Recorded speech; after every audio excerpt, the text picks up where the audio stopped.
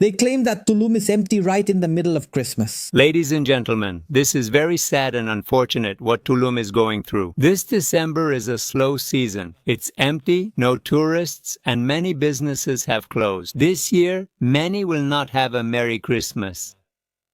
At this time of year, occupancy was already at 100%. Today, it's below 15%.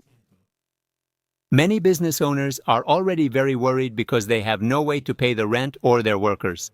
Many won't be able to. They had to close due to the lack of business. Mexicans, now is the time to help and lift up Tulum. Let's not let it be forgotten. Today more than ever, they need us. Believe me, the local people will thank you. Everything has changed already. Prices are not what they used to be. Incredible. They used to say that Tulum was only for the rich. They used to brag and say that if you didn't like Tulum, it was because you couldn't afford to go, and now they're crawling and begging for you. Let's see what people responded. Pay attention. Seriously, that's good. Obviously, everyone is laughing at Tulum. Let's not let Tulum fall. Let's support it by visiting their restaurants and businesses. Today, I'm going for my 3 tacos al pastor for 1,500 pesos. That's about $75. With my guacamole for 1,200 pesos. That's about $60, and a watery horchata for 200 pesos. That's about $10. Obviously, this person is being sarcastic because honestly, the prices in Tulum are excessive for anyone, even for a foreigner. They're insane. Someone comments, so they charge me just to enter the beach, even though it's federal? No thanks. I even breathed during the video. Think they'll charge me for that too? Serious question, do they charge for everything? Let's continue. Check the comments. I live in Tulum, right? If that happened, it was due to the greed of many, including workers and business owners, for charging in dollars instead of pesos. Is this what happens when people think their greed has no consequences? No, I agree. That's just how things are. They didn't hesitate to overcharge tourists for their services, so now let them make use of all that money they took from us back then, of course. Okay.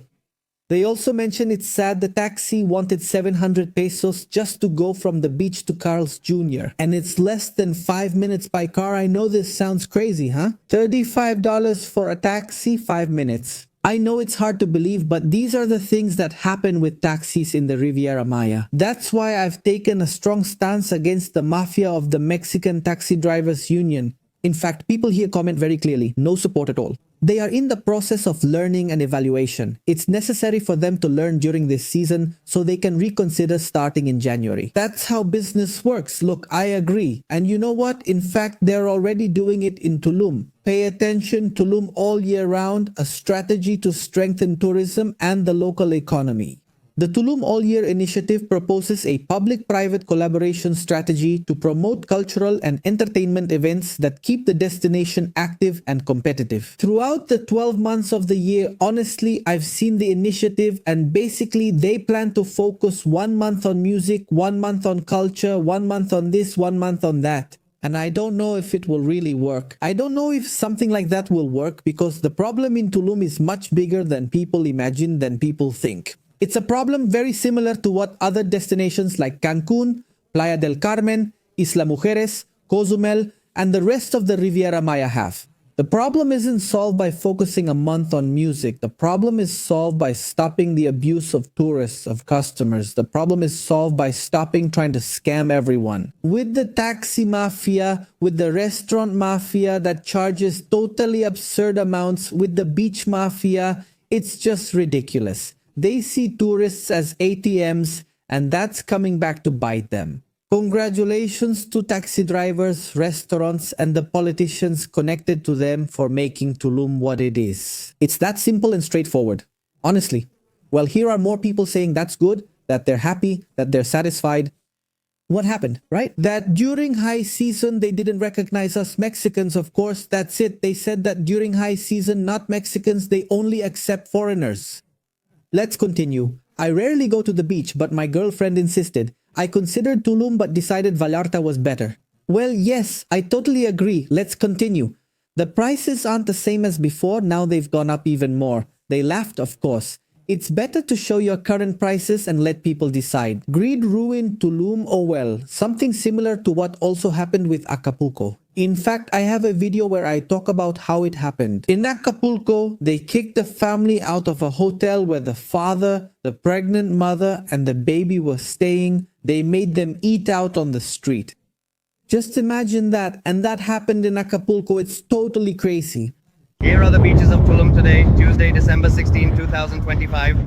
Tulum East, which is right here, is one of the many public access points we have to the beautiful beaches of Tulum. And this season is going to be amazing. The weather is perfect and hundreds of families are arriving from all over the world. It's a great time to enjoy a destination with your family that will always remain beautiful. And you, what do you think? Do you think the high season will actually be dead, as people say, or will visitors still come to enjoy this paradise? Let's see how people respond to him. Pay attention, I just got back from Tulum. It's a ghost beach with Paris prices. Of course, Tulum is almost as overrated as Paris, definitely. Hundreds of families, I see about 20 exactly the same. He says there are hundreds of families, but the beach is empty. Let's keep going. Sure, you can really see all those families. Mazatlan is nicer and much cheaper. Tulum has African infrastructure and Dubai prices. The worst part is that it's true. That's the worst part of all. We lived through the golden times. They won't come back. Don't go to Tulum. The beaches in Mahahual are nicer. What a shame. I don't see anyone. Let's move on. Stop mentioning Tulum. We're tired and there's no solution. It's over. It's too late to worry. You have the chance to start over.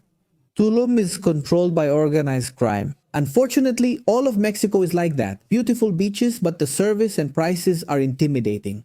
Ha ha ha.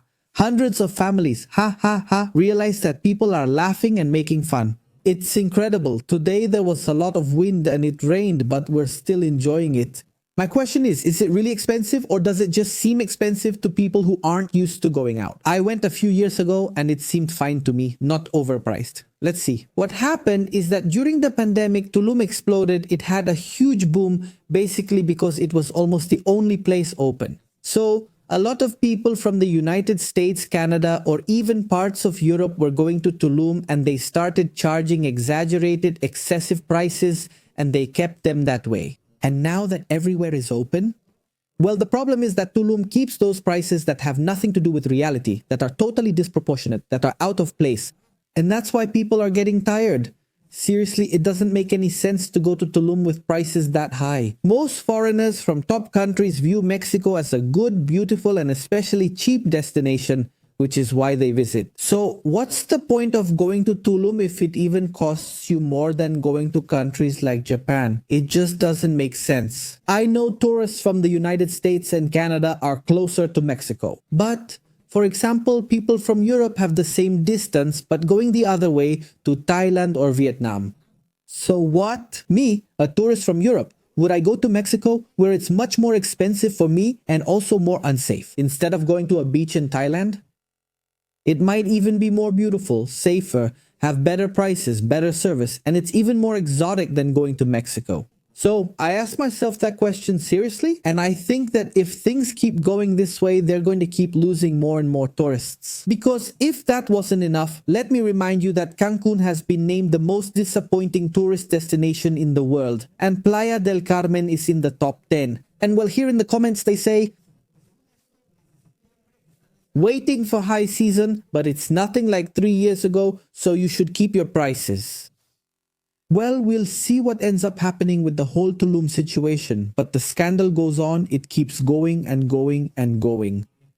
I really don't want Tulum to turn into another Acapulco. It would be tragic for Mexico to lose another great tourist destination.